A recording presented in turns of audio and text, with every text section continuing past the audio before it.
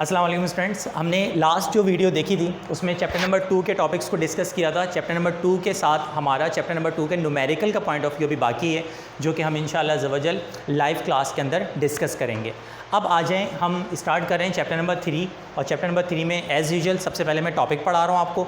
Topic के बाद इसके MCQs आप लोगों को मैं या तो सेंड कर दूंगा या तो यहाँ से ले लीजिएगा। जो यहाँ पे आ रहे हैं वो यहाँ से ले लीजिएगा, जो लाइव क्लास ले रहे हैं या वीडियो के थ्रू ले रहे हैं वो PDF वगैरह मंगवा लीजिएगा, या किसी दिन विज़िट करके यहाँ से MCQs लेके मिस नाइवी से चले जाइएगा। अब हमारे पास चैप्टर नंबर 3 का जो स्टार्ट है बहुत सिंपल सा है। जो लिखना चाहें वो लिख सकते हैं, जो पिक्स लेना चाहें वो पिक्स भी ले सकते हैं। आइए स्टार्ट करते हैं चैप्टर नंबर 3। देखें, चैप्टर नंबर 3 में बुनियादी तौर पे जो आपको बातें समझनी होंगी या सुननी होंगी, उनमें सबसे स्टार्ट बड़ा सिंपल सा है और बहुत ही आसान सा है। देखें, सबसे पहला पॉइंट ये है कि 2 स्टेट्स होती हैं बॉडी की, एक रेस्ट और एक मोशन। सारे कॉन्सेप्ट 2-2 मिनट के अंदर क्लियर होंगे।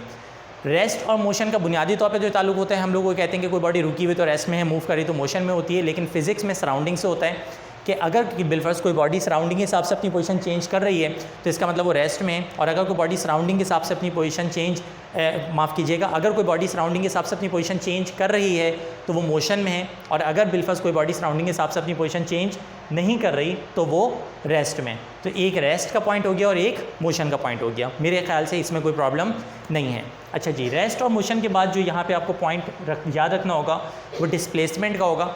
डिस्प्लेसमेंट का मतलब क्या होता है? अच्छा, डिस्टेंस और डिस्प्लेसमेंट का कॉन्सेप्ट बड़ा खतरनाक है। इसके 2-3 दफ़ा MCQs भी आ चुके हैं। आप कहेंगे इतनी ईजी पॉइंट में MCQs आए हैं। अभी मैं जब MCQs कराऊंगा तो आपको आइडिया होगा कि बुनियादी तौर पर MCQs है क्या। डिस्प्लेसमेंट क्या है? Displacement is the shortest distance between 2 points. और मेरे ख्याल से इसका बड़ा VIP तुम लोगों को रट्टा लगा हुआ होगा और सबको पता होगा कि डिस्प्लेसमेंट क्या होता है, कि 2 पॉइंट्स के दरमियान का जो शॉर्टेस्ट डिस्टेंस होता है उसको क्या कहते हैं आप? डिस्प्लेसमेंट कहते हैं। So displacement is the shortest distance between 2 points. It is a vector quantity. 2 तरह की क्वांटिटीज़ होती हैं, स्केलर और वेक्टर। जिसमें डायरेक्शन हो वो वेक्टर और जिसमें डायरेक्शन ना हो वो स्केलर। तो it is a vector quantity और इसकी यूनिट क्या होती है? मीटर। आप कहेंगे तो सर मैट्रिक क्लास, बल्कि मेरे ख्याल से 8 क्लास का कॉन्सेप्ट आप दे रहे हैं। आइए आगे चलते हैं। इसके बाद एक पॉइंट ज़रा याद रखिएगा, और वो ये कि इसकी यूनिट वैसे तो मीटर होती है, लेकिन ये MCQs पास्ट पेपर में आया हुआ है। आप NAD वगैरह की अगर प्रैक्टिस करेंगे तो यहाँ पे ये MCQs आया हुआ है कि light year also the unit of displacement. अगर लॉन्ग डिस्टेंस की बात की जाए, फॉर एग्जांपल आप जुपिटर से मार्स का डिस्टेंस देख रहे हैं, सन से अर्थ का डिस्टेंस देख रहे हैं, तो ये बड़े डिस्टेंसेस होते हैं, तो उनको मीटर, किलोमीटर, सेंटीमीटर वगैरह में काउंट नहीं किया जाता, बल्कि इन डिस्टेंसेस को आप हमेशा किस में लेते हैं? Light year. So light year is also the unit of distance और डिस्प्लेसमेंट। बेसिकली डिस्टेंस और displacement both are same thing. अगर डायरेक्शन इंक्लूडेड हो तो डिस्प्लेसमेंट हो जाता है, डायरेक्शन इंक्लूडेड ना हो तो डिस्टेंस कहलाता है। ठीक है, आप कहेंगे तो बहुत आसान है सर, इससे भी MCQs आते हैं। आए मैं आपको पास्ट पेपर के एक MCQs दिखाता हूँ। एक MCQs है, कहते हैं अ पार्टिकल इज़ मूविंग। ये 2 से 3 दफ़ा पास्ट पेपर में आप देखेंगे सेम टू सेम ये MCQs आया था। A particle is moving along a circle. एक पार्टिकल मूव कर रहा है एक सर्कल में। A particle is moving along a circle of radius r when it makes a half rotation, the ratio between its displacement and distance is क्या? Now the question is कि आपको ये सवाल पल्ले भी पड़ा या नहीं पड़ा। पहले तो ये क्वेश्चन पढ़ें आप लोग और फिर मैं आपसे आंसर्स की उम्मीद रखूँगा कि आप आंसर्स दें।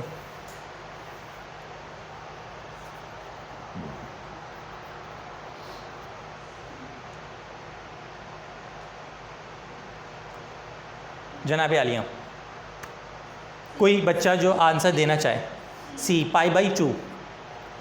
ठीक है जी, मुझे भी नहीं पता कि वैसे इसका आंसर क्या है। मैं आपको सच बताऊं, मुझे भी नहीं पता। आप कहेंगे सर आपको भी नहीं पता, मतलब मुझे वैसे उस एंगल से पता है, लेकिन बुनियादी तौर पे सवाल समझ में। कितने बच्चे ऐसे जिनको ये सवाल बेसिकली समझ आ गया है, ब्रीफ कर सकते हैं कि सर बुनियादी तौर पे ये क्वेश्चन है इसका और यहाँ से ये निकल रहा है।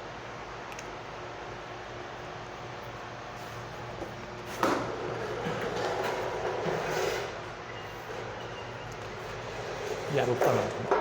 अच्छा जी, अब मैं आपके सामने एक छोटी सी बात क्लियर करने जा रहा हूँ, जिसके बाद आप कहेंगे कि वाकई सर अब ये क्वेश्चन जो है या डिस्टेंस और डिस्प्लेसमेंट का मामला क्लियर हुआ।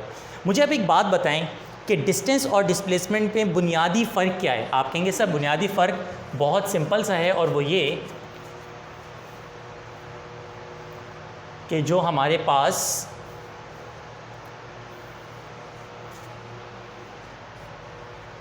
देखिए डिस्टेंस और डिस्प्लेसमेंट में बुनियादी फ़र्क क्या होता है। ये सपोज़ कर लो हमारा एक सर्कल है, ये सपोज़ कर लीजिए हमारा एक सर्कल है, इस क्वेश्चन को मैं ब्रीफ कर रहा हूँ, सही है। ये इसका डायमीटर कहलाता है, ये इसका डायमीटर कहलाता है, ठीक है। अगर इसका रेडियस आर है, अगर इस सर्कल का रेडियस आर है तो इसका जो डायमीटर होगा टोटल वो क्या होगा, 2r होगा। आप कहेंगे यस सर बिल्कुल सही कह रहे हैं आप, इस क्वेश्चन में कोई ऑब्जेक्शन तो नहीं है। अच्छा, हाफ रोटेशन का मतलब क्या है? अगर मैं बोलूँ हाफ रोटेशन, आप कहेंगे ये है सर, इसमें लंबी वाली करने वाली कौन सी बात है, बड़ी सिंपल है, ये इसका हाफ रोटेशन है। अच्छा, ये तो आप लोगों को पता होगा कि हमारे पास यहाँ से लेकर यहाँ तक, ये आप लोगों को रेडियन का एंगल पता होगा ना, पाई कितने को रिप्रेजेंट करता है, 90 किसके बराबर होता है? पूरा का पूरा अगर सर्कल हो जाए तो क्या होता है, 90 किसके बराबर होता है, π/2 के बराबर होता है। Very good. और ये 180 कितने के बराबर होता है, पाई के बराबर होता है, पता होगा ना। और पूरा सर्कल मिल जाए तो क्या बन जाता है, 2π बन जाता है, याद होगा मेरे ख्याल से आप लोगों को। ये रेडियन में होता है, मतलब उसके जो वैल्यू को हम एंगल की वैल्यू को जब रेडियन में देखते हैं तो ये होता है, यहाँ से लेकर यहाँ तक π/2, फिर ये होता है पाई, फिर ये टोटल क्या बन जाता है, 2π। सेट है। अब मुझे एक बात बताएं, डिस्टेंस और डिस्प्लेसमेंट में बुनियादी तौर पर फ़र्क क्या है? सवाल पता है क्या है? सवाल में वो कह रहे हैं कि एक बॉडी है, अब ये रेड मार्कर से मैं पॉइंट बना रहा हूँ, एक बॉडी है जिसने कितना रोटेशन कंप्लीट किया, हाफ। अब आएगा आप लोगों को सवाल समझ में, ये हाफ रोटेशन इसने कंप्लीट किया है। बेसिकली डिस्टेंस और डिस्प्लेसमेंट में फ़र्क पता है क्या होता है? डिस्टेंस होता है टोटल डिस्टेंस, यानी जो टोटल फासला है उसे डिस्टेंस कहते हैं। और डिस्प्लेसमेंट का मतलब क्या होता है? डिस्प्लेसमेंट का मतलब होता है जो शॉर्टेस्ट पॉसिबल डिस्टेंस था उसे डिस्प्लेसमेंट कहते हैं। So here our distance is this, ये जो मैंने रेड से ऐसे करके बनाया है, this is our distance, right. And so distance is according to you pi, this is our distance. And what is our displacement? अगर हमें शॉर्टेस्ट करना होता तो फिर हम ये लंबी थोड़ी करते, हम तो ये डायरेक्ट जाते। So this is our displacement for half rotation, for half rotation this is our displacement and this is our distance. Now what is question? A particle moving along a circle of radius r when it makes a half rotation, the ratio between its, ratio का मतलब divide करना होता है, the ratio between its displacement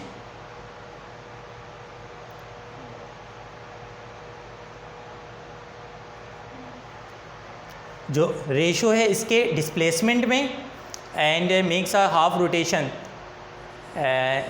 the ratio between its displacement and distance is, distance क्या है आपके पास, clear हो गया यहाँ तक? ठीक है। द रेशो बिटवीन, ये आपके पास इसका क्या आ गया, डिस्प्लेसमेंट, और ये आपके पास इसका क्या आ गया, डिस्टेंस। डिस्टेंस आपके पास क्या आ रहा है, πr, वो पूरा का पूरा बनता है ना 2πr, और इस तरह से बनता है। यहाँ तक क्लियर हो गया? अब r से r तो क्या हो जाएगा, कैंसिल, 2/π। 2/π का मतलब double of pi, pi is equal to 3π, π/2 और 60π।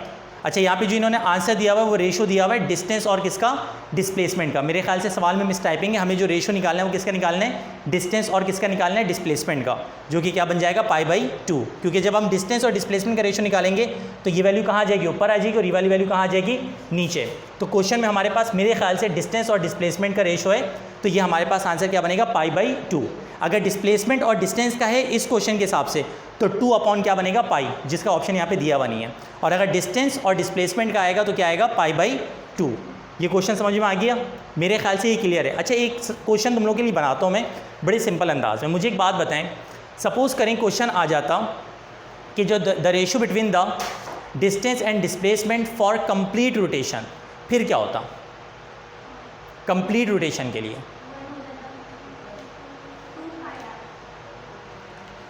तो रेशो पूछ रहे हैं, डिस्प्लेसमेंट नहीं पूछ रहे हैं। कंप्लीट उसके लिए 2πr होता है, ये बिल्कुल सही है, वो डिस्प्लेसमेंट होता है अपना, या डिस्टेंस होता है।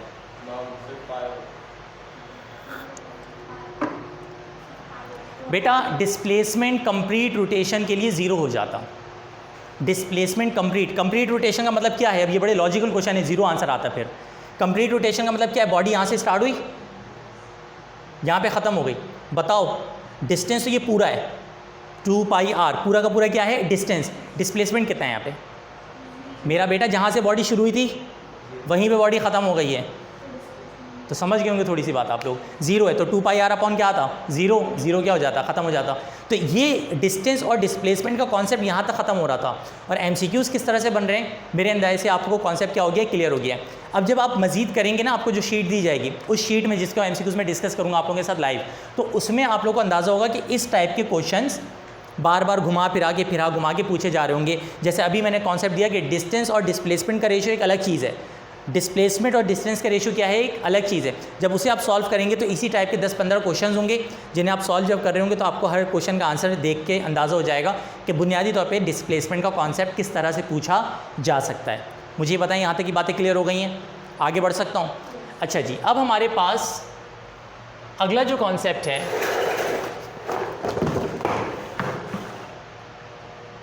अगला जो कॉन्सेप्ट है वो है व्हाट इज़ पाई।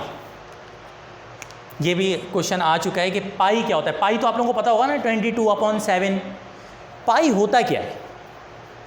अगर मैं आपसे बोलूं कि पाई क्या है, व्हाट इज़ पाई, इसको मतलब ये जो ऐसे, अब इसको इस तरह भी लिख सकते हो, ये भी पाई है ना, इसको इस तरह भी लिख सकते हो, PI करके भी लिख सकते हो।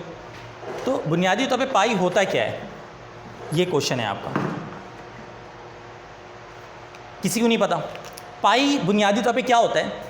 पाई इज़ द रेशो बिटवीन, ये लिख लीजिए अपने रजिस्टर में, लिखें pi is the ratio between, pi is the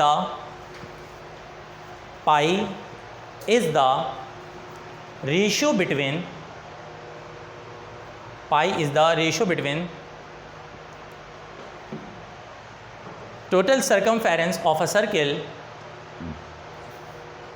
pi is the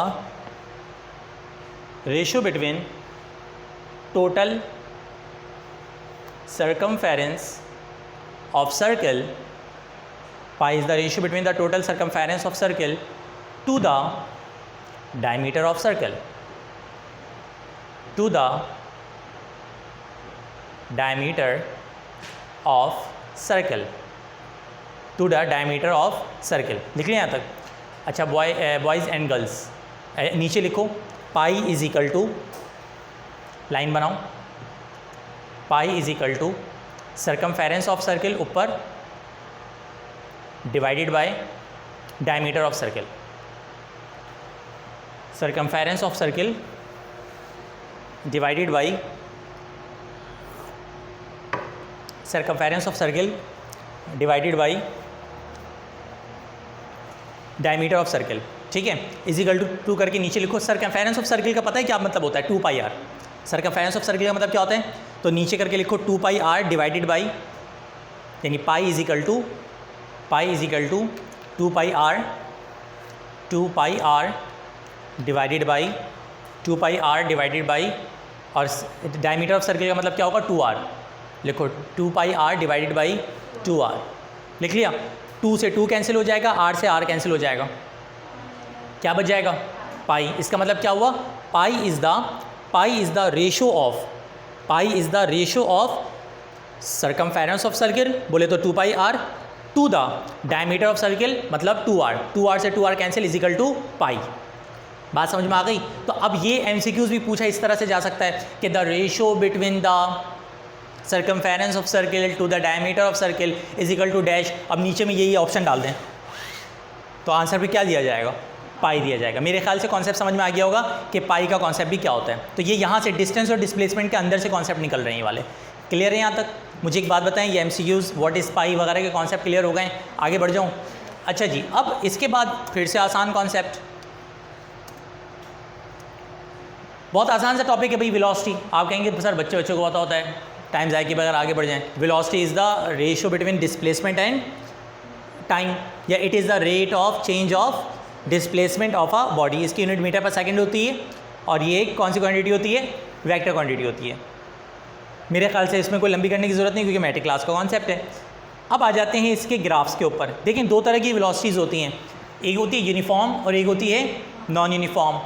uniform और नॉन यूनिफॉर्म में नाम से ज़ाहिर है, यूनिफॉर्म का मतलब होता है अगर वेलोसिटी में चेंज ना आ रहा हो। यूनिफॉर्म का मतलब होता है अगर वेलोसिटी में चेंज ना आ रहा हो। यूनिफॉर्म वेलोसिटी, जैसे आप हाईवे पे जाते हैं तो अब लड़कों ने शायद ड्राइव की हो हाईवे पे जाने के बाद हमारी जो वेलोसिटी होती है वो क्या हो जाती है, यूनिफॉर्म हो जाती है। कभी भी हाईवे पे जाने के बाद कोई बार बार हाईवे के ऊपर ना ब्रेक से नहीं खेलेगा, पूरे रूट पे बहुत कम ब्रेक लगाना पड़ता है, कोई गाड़ी सामने आ जाए तो लगाते हैं, वरना एक ही स्पीड के साथ टन जा रहे हैं। तो वेलोसिटी, लेकिन यही काम तुम यहाँ नहीं कर सकते डिस्को बेकरी वगैरह की साइड पे। आपको आगे आएंगे, एक अम्मा आ जाएंगे बच्चे को लेके, फिर थोड़ा सा आगे जाएंगे, एक बच्चा आ जाएगा साइकिल लेके, तो कहीं पे स्पीड आपको कम करनी है, कहीं पे वेलोसिटी आपको ज़्यादा करनी है। तो यहाँ वेलोसिटी में बार बार चेंज आ रहा है। तो इन शॉर्ट ये भाई कि अगर वेलोसिटी सेम हो, वेलोसिटी में चेंज ना आ रहा हो, तो it is said to be uniform velocity. और अगर वेलोसिटी में बार बार चेंज आ रहा हो, जो कि नॉर्मल रूटीन में हमारे पास आता है गाड़ी चलाते हुए, इसे क्या कहते हैं, नॉन यूनिफॉर्म वेलोसिटी। बेसिकली इसमें कॉन्सेप्ट क्या है कि अगर यूनिफॉर्म वेलोसिटी का आप ग्राफ बनाएंगे तो हमेशा स्ट्रेट लाइन आएगा। अगर यूनिफॉर्म वेलोसिटी का ग्राफ बनाएंगे तो क्या आएगा भैया, स्ट्रेट लाइन। और अगर नॉन यूनिफॉर्म वेलोसिटी का ग्राफ बनाएंगे तो नॉन स्ट्रेट लाइन आएगा। क्लियर हो गया यहाँ तक? ये तो मैंने बहुत ही आसान सी लॉजिक बयान कर दी, ये लिख के भी दे दिया है। अब आ जाएँ, कुछ क्वेश्चंस हैं जिनका बुनियादी तौर पे आपको कॉन्सेप्ट पता होना चाहिए कि ये हैं क्या। बेसिकली एक चीज़ होती है यूनिफॉर्म वेलोसिटी, एक होती है वेरिएबल वेलोसिटी, ये मैं अभी बता चुका हूँ। एक होती है इंस्टेंटेनियस वेलोसिटी और एक होती है एवरेज वेलोसिटी। चारों में फ़र्क क्या है? यूनिफॉर्म एक ऐसी वेलोसिटी कि जिसमें कोई फ़र्क ना आ रहा हो थ्रू आउट द मोशन, पूरे के पूरे रास्ते में वेलोसिटी क्या रहे, सेम रहे, स्पीड क्या रहे, same, it is said to be uniform. Clear हो गया? वेरिएबल, पूरे के पूरे रास्ते में बार बार क्या आ रहा हो, चेंज, इसे क्या कहेंगे आप, वेरिएबल वेलोसिटी। दो कॉन्सेप्ट क्लियर हो गए। ये क्या होता है, क्या कहते हैं इसको, इंस्टेंटेनियस वेलोसिटी क्या होती है, तो बता सकता है? इंस्टेंटेनियस वेलोसिटी अचानक से क्या आ जाए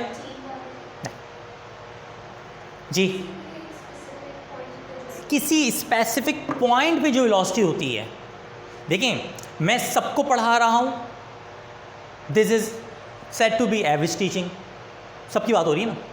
लेकिन सपोज़ करो मैं किसी को पर्सनली जाके पढ़ा रहा हूँ, स्पेसिफिकली पढ़ा रहा हूँ, तो वो फिर स्पेसिफिक पढ़ाई हो जाएगी कि यार अब सर पूरे को नहीं पढ़ा रहे, सिर्फ उस बच्चे को पढ़ा रहे हैं। तो इसी तरह वेलोसिटी एक होती है। अब मिसाल के तौर पे मैं अपने घर से निकला यहाँ तक, अब मैं गाड़ी चला रहा था, कभी मेरी वेलोसिटी ज़्यादा हो रही थी, कभी मेरी कम हो रही थी, कभी तेज़ हो रही थी, कभी स्लो हो रही थी, कभी रुक जा रही थी, कभी ज़ीरो हो जा रही थी। ये अलग अलग मामला हो गया। आपने क्या किया, एक स्पेसिफिक पॉइंट ले लिया कि सर ये एक स्पेसिफिक टाइम है, इस स्पेसिफिक टाइम में आपकी क्या वेलोसिटी है। तो जब एक स्पेसिफिक टाइम में वेलोसिटी देखी जाएगी उसे कहा जाएगा इंस्टेंटेनियस वेलोसिटी। इंस्टेंटेनियस वेलोसिटी का मतलब होता है किसी भी एक महदूद वक्त में, किसी भी एक स्पेसिफिक वक्त में जो वेलोसिटी है उसे इंस्टेंटेनियस वेलोसिटी कहेंगे। ये बात क्लियर हो गई। अब आ जाते हैं एवरेज वेलोसिटी के पास। एवरेज वेलोसिटी का मतलब क्या होता है कि एक पॉइंट से लेकर, मेरे 2 पॉइंट से, मैं अपने घर से निकला हूँ यहाँ आने के लिए, मैं अपने घर से निकला हूँ और घर से निकल के मैं यहाँ तक आया हूँ, तो मेरे बेसिकली 2 पॉइंट्स बन गए, ए और बी, एक ये क्लास और एक मेरा घर। अब वहाँ से यहाँ आते हुए मैंने अपनी वेलोसिटी बार बार क्या की है, चेंज। अगर बिल्कुल तमाम डिस्प्लेसमेंट वहाँ से लेकर यहाँ तक का जो टोटल डिस्प्लेसमेंट है और वहाँ से लेकर यहाँ तक का जो टोटल टाइम है, इसका रेशो निकालूंगा, तो फिर वो वेलोसिटी नहीं आएगी, बल्कि वो क्या आएगी, एवरेज वेलोसिटी आएगी।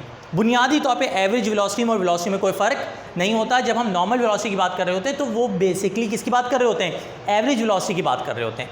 यानी अब वेलोसिटी में और एवरेज वेलोसिटी में फ़र्क सिखा रहा हूँ। यानी कि the ratio between the displacement and time is called velocity. The ratio, अब वो एक जुमले से बात कहीं से कहीं पहुँचेगी। एप्टीट्यूड में फ़र्क यही है कि नीचे ऑप्शन में वेलोसिटी भी है, वेरिएबल वेलोसिटी भी है, इंस्टेंटेनियस वेलोसिटी भी है और एवरेज वेलोसिटी भी है, सभी वेलोसिटी हैं। और सवाल में पढ़ने के बाद लग रहा है सभी आंसर सही हैं, लेकिन अब उसमें आपको एक्यूरेट आंसर सेलेक्ट करना है। वो एक नुक्ते से बात कहीं से कहीं पहुंचती है। हम दुआ लिखते रहे, वो दगा पढ़ते रहे, एक नुक्ते ने हमें महरम से मुजरिम बना दिया। तो नुक्ता ऊपर लग जाए तो कुछ बन जाता है, नीचे लग जाए तो कुछ बन जाता है। तो ये है ना, अगर बिल्कुल एक नुक्ता लग जाए तो प्यार भी प्याज बन जाएगा। प्यार में भी आंसू निकलते हैं, प्याज में भी आंसू निकलते हैं। नॉर्मल तौर पे दोनों ही में रोना पड़ता है। और मेरे तो आजकल आंसू इस वजह से निकलने, पबजी बंद हो गया एक, यार मतलब मेरी ज़िंदगी अजाब बना दी इन सालों। सॉरी भाई, माफ़ करना भाई, गुस्से में उधर उधर निकल जाता हूँ। लेकिन यकीन मानो मुझे बड़ा गुस्सा आ रहा है यार। मैं बहुत बिजी पर्सन हूँ। मैं अपने पर्सनली तौर पर बताऊँ, यहाँ पे कुछ स्टूडेंट बैठे हैं मेरे, तो मेरे पास टाइम नहीं होता। मैं बहुत बिजी पर्सन हूँ, एक मिनट मेरा कीमती था। लेकिन फिर मैं फ़ारिग हो गया लॉकडाउन में। अब मैं इतना फ़ारिग घर में बैठा हुआ जो है ना, पंखे गिन रहा होता था, 1 पंखुड़ी 2 पंखुड़ी, उसमें 3-3 नोट्स, इस तरह से गिनता था। फिर ये कर रहा होता था, फिर झाड़ू के कभी तिनके गिन रहा होता था कि 1 तिनका 2 तिनका 3। तो ये सब अच्छा तो नहीं लगता था।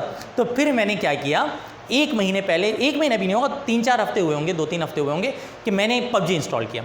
फिर आपका भाई इतना बड़ा फाइटर बन गया था कि 3-3 4-4 बंदे मार देता था। फिर उसके बाद उन्होंने बंद कर दिया यार। किससे? VPN से। यार मुझे सिखा देना आपका भाई यार, मतलब अब जहाद ख़त्म नहीं कर सकता, अब या तो गाजी या तो शहीद, और तो गाजी जिंदाबाद, ठीक है। तो अब नहीं भाई, अब नहीं ख़त्म हो सकता। लेकिन खैर चलो टॉपिक पे वापस आते हैं। तो हमारे पास वेलोसिटी में मैं वहाँ पे था कि फ़र्क देखें, the ratio between the displacement and time is set to be velocity, and the ratio between the total displacement and total time between 2 points is set to be average velocity. बात समझ में आ गई? तो टोटल की जब बात की जाएगी तो एवरेज हो जाएगी, और जब बस ऐसी बात होगी तो वेलोसिटी बन जाएगी। अच्छा जी, अब आए एप्टीट्यूड का चैप्टर नंबर 3 का एक बड़ा गंदा कॉन्सेप्ट, और वो है टर्मिनल वेलोसिटी। कोई आप में से टर्मिनल वेलोसिटी नाम तो सुना हो शायद, टर्मिनल वेलोसिटी नाम सुना होगा, लेकिन टर्मिनल वेलोसिटी का शायद तुम लोग में से किसी को पता ना हो। किसी को पता है तो बता दें कि सर मैं ब्रीफ कर सकता हूँ थोड़ा सा। टर्मिनल वेलोसिटी,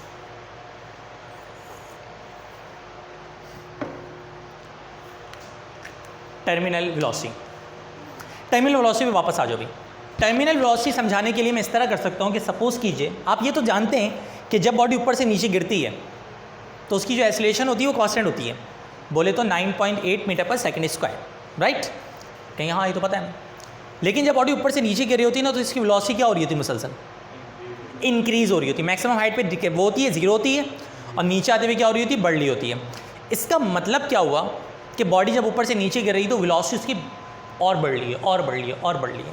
आप कहेंगे हाँ बिल्कुल एक्यूरेट कह रहे हैं, लेकिन एक और सीन पार्ट है, और वो सीन पार्ट ये है कि ना, जब बॉडी ऊपर से नीचे गिरती है तो उसके ऊपर एक अपथ्रस्ट लग रहा होता है, एयर फोर्स लग रही होती है, एयर फ्रिक्शन लग रही होती है। आप छलांग लगाएंगे तो आपकी जो भी बॉडी है उसके ऊपर एयर फ्रिक्शन भी तो लग रही होगी, ये अपवर्ड फोर्स होती है। अच्छा, जब आपने ऊपर रेस्ट में थे, बिल्कुल इनिशियल पॉइंट, अभी छलांग नहीं लगाई थी, तो क्या एयर फ्रिक्शन लग रही थी? नहीं। अब वेलोसिटी कम हो रही है, सॉरी वेलोसिटी क्या हो रही है? ज़्यादा। जैसे जैसे वेलोसिटी ज़्यादा हो रही है तो एयर फ्रिक्शन भी क्या हो रही होगी? ज़्यादा। और एक पॉइंट ऐसा आएगा कि जब बॉडी का जो वेट है वो एयर फ्रिक्शन के क्या हो जाएगा? इक्विवेलेंट हो जाएगा। बात समझ में आ रही है? वो पॉइंट कि जिस पॉइंट पे अपवर्ड और डाउनवर्ड, अपवर्ड बोले तो एयर फोर्स, डाउनवर्ड बोले तो वेट या ग्रेविटी, जो भी कह लो, ठीक है, दोनों फोर्स आपस में इक्वल हो जाएं, उसे क्या कहते हैं? Terminal velocity. मैं एक काम करता हूँ, तुम लोग एक छोटी सी चंद सेकंड्स की वो है वीडियो है, वो वीडियो देखो ताकि मैं आपको बताऊँ, एप्टीट्यूड में एक बड़ा गंदा पॉइंट है, जो पेपर में आता है वो एप्टीट्यूड में नहीं आता, और जो एप्टीट्यूड में आता है वो पेपर में नहीं आता। ये पेपर में आपने सुना भी नहीं होगा, आप लोगों ने फर्स्ट से सेकंड ईयर में टर्मिनल वेलोसिटी कभी भी नहीं सुनी होगी, तो ये आने वाली चीज़ है। ज़रा देखिएगा इसको,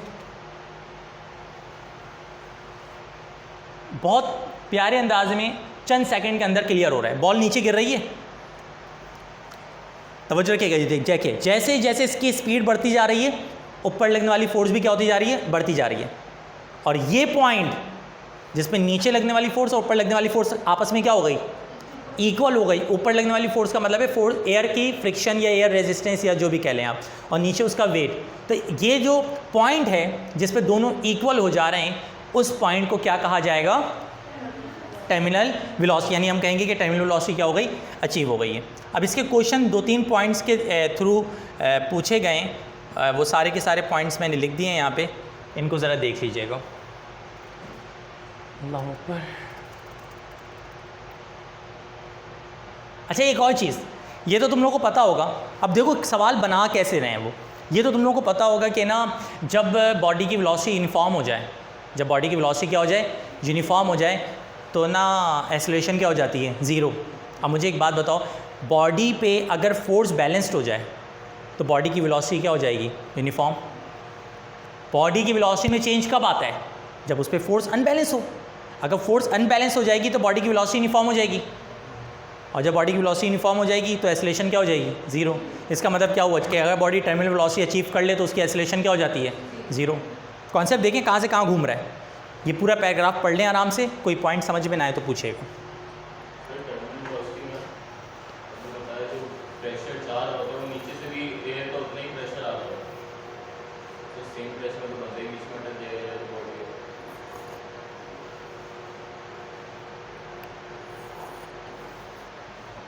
इंतहाई लॉजिकल क्वेश्चन है कि जब एक बॉल है या बंदा है, कोई भी बॉडी है, वो ऊपर से नीचे आ रही है और ऊपर से नीचे आते हुए उसके ऊपर लग रही है एयर फोर्स, ठीक है, और नीचे उसका लग रहा है वेट। ऊपर लग रही है एयर फोर्स, नीचे लग रहा है वेट। अब नीचे की तरफ जो उसका वेट था उसके इक्विवेलेंट, नीचे की तरफ जो उसका वेट था उसके इक्विवेलेंट क्या लगने लग गई है? एयर फ्रिक्शन, जिसकी वजह से जो उसकी वेलोसिटी है वो क्या हो गई है? यूनिफॉर्म हो गई है। तो अब सवाल पैदा ये होता है कि बॉडी फिर नीचे आ क्यों रही है? तो बेटा बॉडी जो नीचे आ रही है वो ड्यू टू ग्रेविटी आ रही है। एक और इन तीनों के बीच में एक फैक्टर होता है जिसको कहते हैं ग्रेविटी। ग्रेविटी उस कशिश को कहते हैं या उस फैक्टर को कहते हैं कि जिसकी वजह से कोई भी बॉडी हमेशा कहाँ रहेगी? नीचे की तरफ आएगी, डाउनवर्ड साइड पे रहेगी। तो ग्रेविटी की वजह से बॉडी नीचे आ रही होती है। यहाँ पे जो ऊपर से नीचे आ रही थी बॉडी, उसमें जो प्रेशर था, एक चीज़ है मिसाल के तौर पे आप पैराशूट, इसकी अच्छी एग्जांपल पैराशूट की दी जा सकती है। मेरे ख्याल से यहाँ पे मैंने यहाँ नहीं दी है, मैंने एमसीक्यूज़ जो दिए हैं उसमें दी हुई है। आपने पैराशूट से छलांग लगा दी। अब मुझे एक बात बताएं, पैराशूट से जब आप छलांग लगाते हैं तो स्टार्टिंग में स्लो होते हैं और उसके बाद फ़ौरन से जैसे ही आप पैराशूट से नीचे आना शुरू होते हैं ना, तो अचानक से आप तेज़ हो जाते हैं। यानी नीचे आते हुए मुसलसल आप तेज़ हो रहे होते हैं और तेज़ हो रहे होते हैं और तेज़ हो रहे होते हैं। जब नीचे आते हुए आप तेज़ हो रहे होते हैं ना, फिर एक पॉइंट आता है कि जिस पे आपको अपना पैराशूट क्या करना होता है? खोलना पड़ता है। आपने अपना पैराशूट खोल दिया क्योंकि आपकी जो बॉडी थी वो एयर फोर्स को बैलेंस नहीं कर पा रही थी और आप नीचे गिरे जा रहे थे। डन है। अब जैसे ही आप पैराशूट खोलते हो ना, तो पैराशूट खोलने के फ़ौरन बाद आप स्मूथ कंडीशन में नहीं आते। आप स्मूथ कंडीशन में नहीं आते।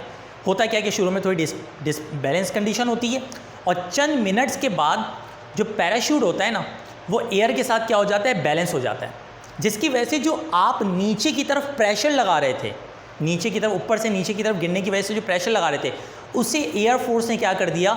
बैलेंस कर दिया। आपका वेट ख़त्म तो नहीं कर दिया ना। जब वेट ख़त्म नहीं हुआ तो बॉडी अब नीचे तो आएगी, लेकिन उस फोर्स के साथ, उस प्रेशर के साथ नहीं आएगी कि जिस प्रेशर के साथ आप शुरू में आ रहे थे। क्योंकि जब शुरू में आप नीचे आ रहे थे तो आपकी वेलोसिटी मुसलसल तौर पे क्या हो रही थी? बढ़ रही थी। उस बढ़ने वाली वेलोसिटी को ख़त्म कर दिया है। समझिएगा, इसकी आसान तरीन एग्जाम्पल देता हूँ क्योंकि अभी भी आपको बात समझ में नहीं आई है। आप बिज़नेस कर रहे थे और आपके पैसे बढ़ते जा रहे थे, आपका अमाउंट बढ़ता जा रहा था वक्त के साथ। ये अमाउंट बढ़ता जा रहा था, जिसको मैंने रोकना था कि यार मुसलसल बंदा तरक्की कर रहा है। जिसकी वजह से मैंने क्या किया कि कुछ साइड से आपका लॉस करवा दिया। कुछ साइड से लॉस करवाने की वजह से नतीजा क्या निकला कि आपका जो अमाउंट जहाँ पे था वहीं पे रुक गया। बिज़नेस तो आपका चल रहा है, अमाउंट में जो चेंज आ रहा था, वो जो रफ्तार थी आपके अमाउंट बढ़ने की, उसे मैंने रोक दिया और आपको लाके रख दिया यूनिफॉर्म कंडीशन में।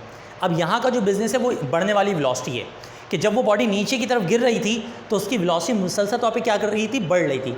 और ऊपर की तरफ जो एयर रेजिस्टेंस लगवाई मैंने, वो आपके दुश्मन जिन्होंने बिज़नेस ख़त्म करना है, एयर रेजिस्टेंस ने उस बढ़ने वाली वेलोसिटी को, वरना अगर ये एयर रेजिस्टेंस लगे नहीं और वेलोसिटी बढ़ती रहे तो फिर तो ऐसा वो है एक्सट्रीम, मतलब इनफाइनाइट पे चली जाएगी वेलोसिटी।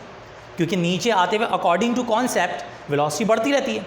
तो फिर तो अगर आपने एक इनफाइनाइट हाइट से फेंका और बॉडी इनफाइनाइट डिस्टेंस पे जा रही है तो उसकी वेलोसिटी तो इनफाइनाइट हो जाएगी। तो होता है क्या, उस बढ़ने वाली वेलोसिटी को ख़त्म कर देते हैं जो एक्सट्रीम पे जा रही थी वेलोसिटी। अब वो बढ़ने वाली वेलोसिटी को किसने बैलेंस कर दिया? एयर फ्रिक्शन ने बैलेंस कर दिया। और ड्यू टू देयर वेट या ड्यू टू ग्रेविटी वो बॉडी अब यूनिफॉर्म कंडीशन के साथ कहाँ आ रही है? नीचे आ रही है। डन है। यहाँ पे एक और सवाल भी आता है, वो बड़ा लॉजिकल है कि सर अगर बिलफर्ज आपने कहा टर्मिनल वेलोसिटी अचीव करने के बाद एक्सेलरेशन ज़ीरो हो जाती है, एक्सेलरेशन ज़ीरो हो जाती है। तो जब एक्सेलरेशन ज़ीरो हो जाती है तो हम तो कहते हैं बॉडी नीचे गिरते हुए एक्सेलरेशन उसकी होती है कितनी? 9.8 मीटर पर सेकंड स्क्वायर। तो ये 9.8 मीटर पर सेकंड स्क्वायर कहाँ से आया? आप तो कहने ज़ीरो गई है। तो बेटा 9.8 मीटर पर सेकंड स्क्वायर इंस्टेंटेनियस नहीं है, वो पूरी की पूरी इनिशियल पॉइंट से लेकर फाइनल पॉइंट की क्या है? एवरेज है। उस एवरेज के बीच में ज़ीरो आके भी क्या हो जाएगा? ख़त्म हो जाएगा और एवरेज कितना आएगा 9.8 मीटर पर सेकंड स्क्वायर ही आएगा। यानी कि अगर बिलफर्स्ट टर्मिनल पॉइंट पे इंस्टेंटेनियस एक्सेलरेशन देखा जाएगा, टर्मिनल पॉइंट पे इंस्टेंटेनियस एक्सेलरेशन देखा जाएगा तो वो कितना होगा, 0 होगा। लेकिन जब एवरेज एक्सेलरेशन की बात की जाएगी तो टोटल जो एवरेज एक्सेलरेशन आएगा वो 9.8 मीटर पर सेकंड स्क्वायर आएगा। Get it? तुम्हारा पॉइंट भी क्लियर हो गया है, आगे बढ़ जाएं। अच्छा जी, अब टर्मिनल वेलोसिटी के बाद दोबारा से आसान कॉन्सेप्ट स्टार्ट हो रहे हैं। मुझे एक बात बताएं, अभी तक एक पाई का कॉन्सेप्ट यूनिक मिला आपको, फिर वो उससे पहले MCQs वगैरह ये कॉन्सेप्ट मिले हैं और उसके बाद टर्मिनल वेलोसिटी का कॉन्सेप्ट मिला। ये सब समझ में आ रहा है? कोई प्रॉब्लम तो नहीं है, कोई क्वेश्चन तो नहीं है? अब आ जाएँ एक्सेलरेशन की लंबी करते हैं। बहुत आसान सा है टॉपिक, 2 मिनट के अंदर क्लियर कर दूँगा। सबको पता है भाई acceleration is the rate of change of velocity. आप कहेंगे यप क्लियर है। यूनिट क्या होती है इसकी? मीटर पर सेकंड स्क्वायर। और अल्लाह भला करे आपका वेक्टर क्वांटिटी है। इसकी दो वो होंगी, क्या नाम है, कंडीशन होगी, यूनिफॉर्म एक्सेलरेशन और non uniform acceleration. Uniform acceleration का मतलब होगा कि जिसमें बार बार, यूनिफॉर्म एक्सेलरेशन का मतलब होगा कि अगर बिलफर्स, यूनिफॉर्म एक्सेलरेशन का मतलब होगा कि एक्सेलरेशन सेम है और वेरिएबल में वेरिएबल है। ग्राफ एज यूजुअल वही बनेगा कि अगर बिलफर्स यूनिफॉर्म एक्सेलरेशन के लिए ग्राफ बनेगा तो क्या बनेगा, स्ट्रेट लाइन, और वेरिएबल एक्सेलरेशन के लिए ग्राफ बनेगा तो क्या बनेगा, नॉन स्ट्रेट लाइन। डन हो गया। अब इसमें से कुछ क्वेश्चंस बनाता हूँ मैं अक्सर, कि जो पास पेपर में आपके क्वेश्चंस वगैरह आए हैं। यार वो मिस टाइपिंग है, यहाँ पे स्ट्रेट लाइन आएगा, यहाँ पे नॉन स्ट्रेट लाइन आएगा। ये मिस टाइपिंग है, यहाँ पे नॉन लिख लीजिएगा भाई। जो वीडियो देख रहे हैं वो भी यहाँ पे क्या लिख लीजिएगा, नॉन लिख लीजिएगा। गलती से मिस टाइपिंग हुई भी है, बल्कि गलती को बहुत सही कर देता है हमेशा के लिए। अल्लाह भला करे।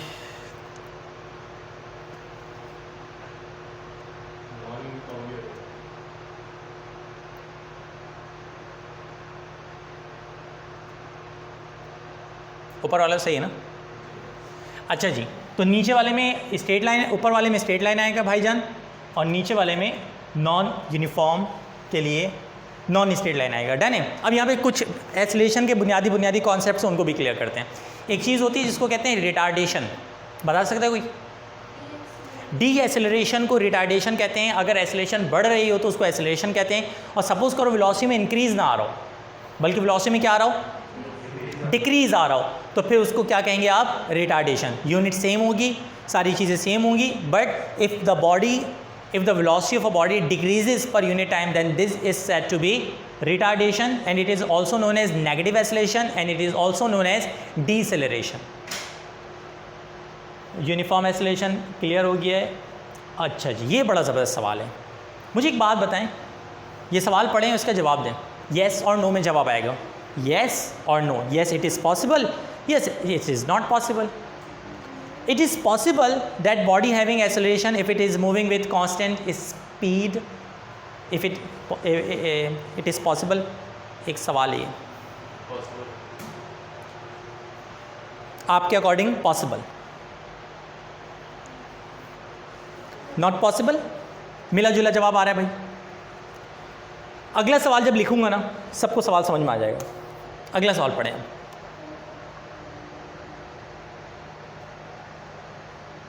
फिर से वही है कि प्यार में नुक्ता लगा दिया तो क्या बन गया भैया, प्याज बन गया।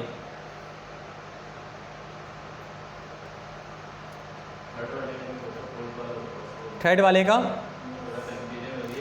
अब सीन समझो, सीन समझो।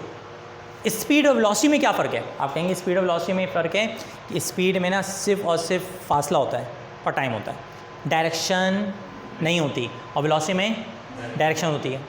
ये क्लियर होगी? आप कहेंगे हाँ बिल्कुल क्लियर है। तो अब acceleration rate of change of speed है, rate of change of velocity है, rate of change of velocity है। इसका मतलब अगर वेलोसिटी यूनिफॉर्म हो जाए, अगर वेलोसिटी यूनिफॉर्म हो जाए तो भूल जाइए, अगर वेलोसिटी यूनिफॉर्म हो जाए तो भूल जाइए कि क्या एक्सेलरेशन सेम होगी। बात क्लियर है? लेकिन अगर स्पीड यूनिफॉर्म हो जाए, अगर स्पीड यूनिफॉर्म हो जाए तो एक्सेलरेशन हो सकती है। स्पीड यूनिफॉर्म हुई है ना, डायरेक्शन तो यूनिफॉर्म का नहीं बोला, तो ये बिल्कुल से हो सकता है कि डायरेक्शन यूनिफॉर्म। या इसकी एग्जांपल भी दे देता हूँ, सर्कुलर मोशन। सर्कुलर मोशन में स्पीड यूनिफॉर्म हो जाती है, सर्कुलर मोशन में स्पीड क्या हो जाती है, लेकिन डायरेक्शन चेंज हो रही होती है, जिसकी वजह से आती है सेंट्रीपिटल एक्सेलरेशन। हो गया? तो यस, इसमें पॉसिबल है और इस वाले में पॉसिबल नहीं है। कॉन्सेप्ट क्लियर हो गया, मुश्किल पॉइंट तो नहीं है, आगे बढ़ जाए जी।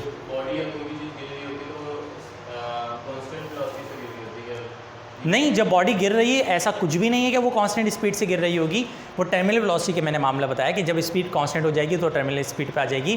बट जब गिर रही होती है तो इनिशियल पॉइंट पे उसकी वेलोसिटी ज़ीरो होती है। जैसे जैसे वो नीचे गिर रही होती है उसकी स्पीड क्या हो रही होती है, बढ़ रही होती है। और फिर अगर वो जाके ग्राउंड से टकराएगी तो उस वक्त उसकी स्पीड क्या होगी, मैक्सिमम होगी। ठीक है। अच्छा, अब कुछ और, हमेशा जितने भी फैक्टर हैं उनको तीनों सिस्टम में याद रखना, CGS में भी, FPS में भी और MKS में भी। ठीक है, क्लियर है यहाँ तक?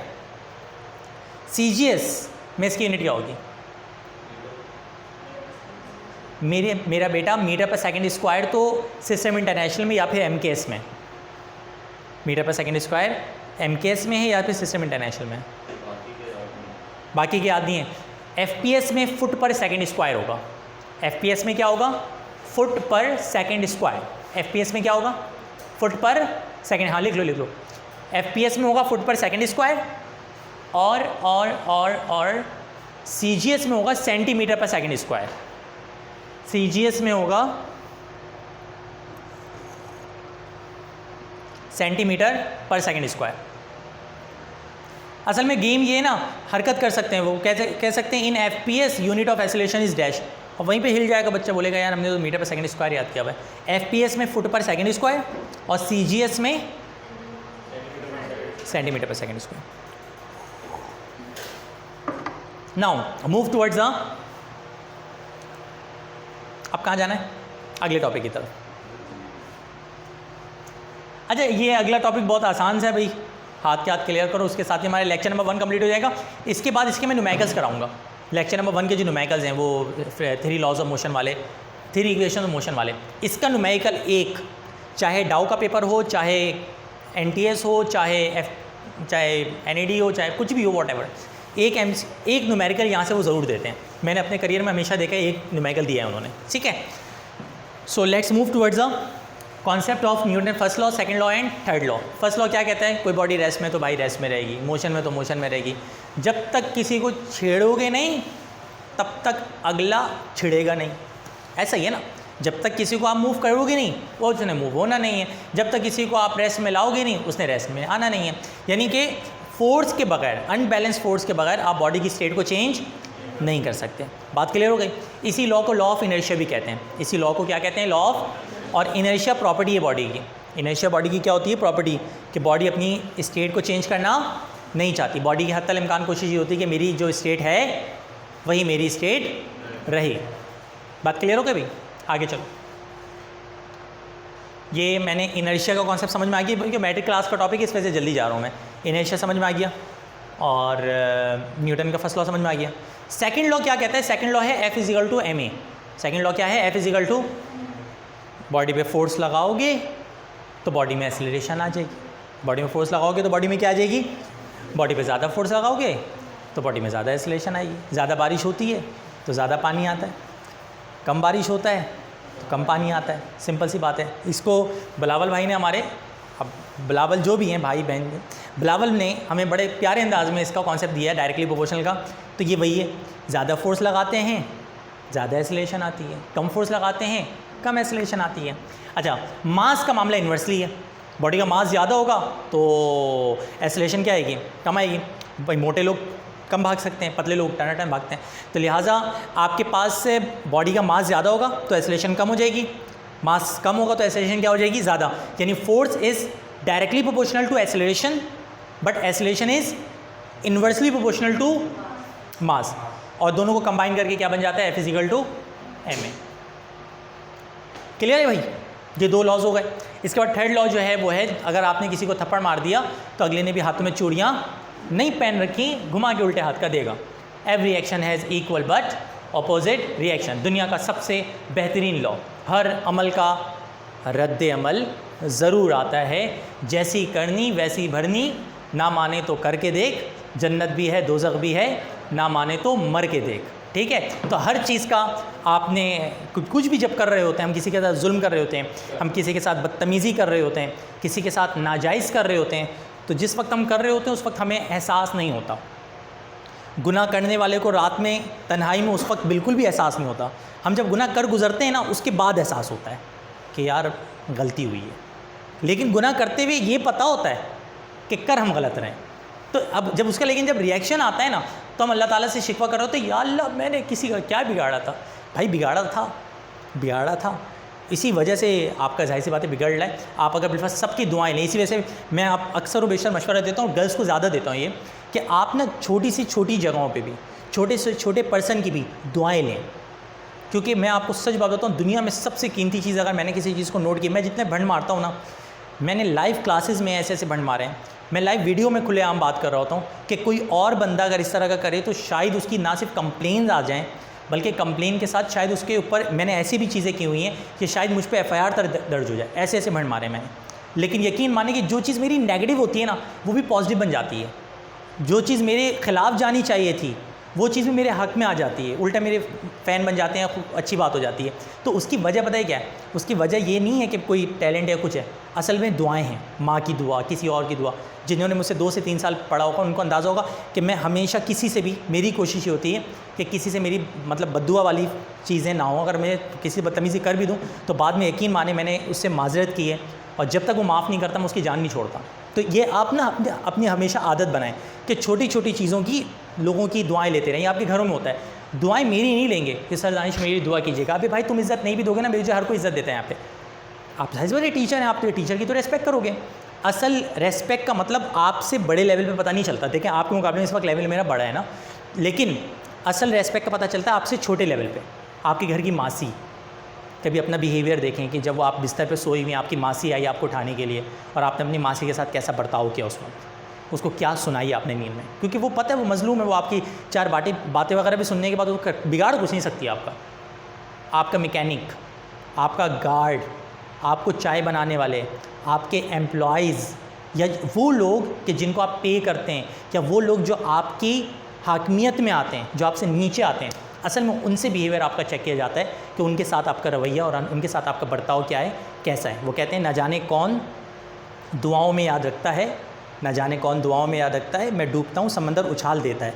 तो ये असल चीज़ है कि आप दुआएं हासिल करें। खैर, आज हमने चैप्टर नंबर 3 के 2 लेक्चर्स होंगे और फिर उसके बाद न्यूमेरिकल्स की तरफ चले जाएंगे। आज हमने चैप्टर नंबर 3 का पार्ट नंबर 1 कंप्लीट किया है। उम्मीद करता हूँ बहुत कुछ नया आपको टॉपिक सीखने को भी मिला होगा और बहुत कुछ आपको समझ में आ गया होगा। इस लेक्चर की वीडियो को बार बार अगर आप देखना चाहें, बार बार देखें ताकि कॉन्सेप्ट आपका अच्छे से अच्छा हो।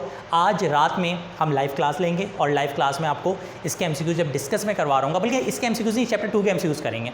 चैप्टर 2 हो चुका है ना, किसी भी उस वक्त हाथ का डिसाइड कर लेंगे तो इंशाल्लाह लाइव क्लास में आपको अंदाज़ा हो जाएगा कि किस तरह से आप मैं दूंगा। ठीक है, मुझे उसकी सपोर्ट नहीं मिली तो इस वजह से मैंने कर दिया था। ठीक है, तो इंशाल्लाह रात में डिस्कस करेंगे, आप आइएगा, इंशाल्लाह यू विल एन्जॉय। और अगर नहीं आएंगे तो फिर उसको ही रिकॉर्डिंग में डाल दूंगा कहीं ना कहीं, तो वहाँ से जाके देख लीजिएगा।